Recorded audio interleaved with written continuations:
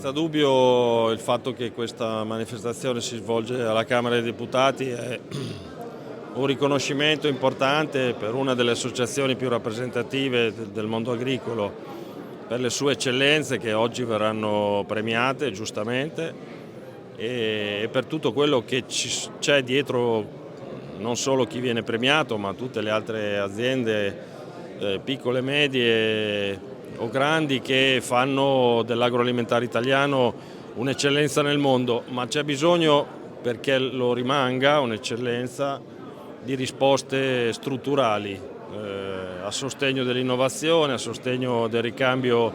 generazionale in agricoltura, per dare certezza rispetto ai danni che i cambiamenti climatici fanno, per dare quindi un futuro a questo settore diverso, a mio avviso, da quello che oggi si sta facendo, insomma. E quindi credo importante ribadire che questa manifestazione è ancora più importante svolta in questo contesto storico dove c'è ancora chi nega i cambiamenti climatici e c'è chi, come in Europa, sta provando ad affossare la politica agricola comune con una scelta sciagurata di ridurre le risorse da un lato e di mettere quelle risorse che avanzano dentro un fondo indistinto che andrà a penalizzare soprattutto le agricolture più virtuose come quella italiana.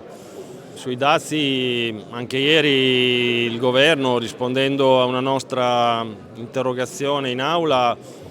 nega, secondo me, l'evidenza, e cioè che questa tassazione ingiusta, fatta per fare cassa nel bilancio degli Stati Uniti, andrà a penalizzare chi